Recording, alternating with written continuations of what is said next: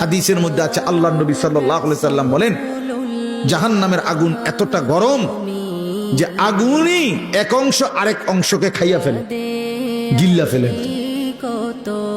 এই প্রচন্ড আগুনের মধ্যে জাহান্নামীকে ফেলবে, সে চিৎকার করবে, আর ফেরেশতা তখন ধমক দিবে, আলাম ইয়াতিকুম নাদির, এই বেঈমান, তোরে কি কেউ জাহান্নামের ভয় দেখায় নাই? কোনদিন কি জাহান্নামের ভয়ের কথা শুনো নাই? কেউ কি তোমাকে ভয় দেখায় নাই?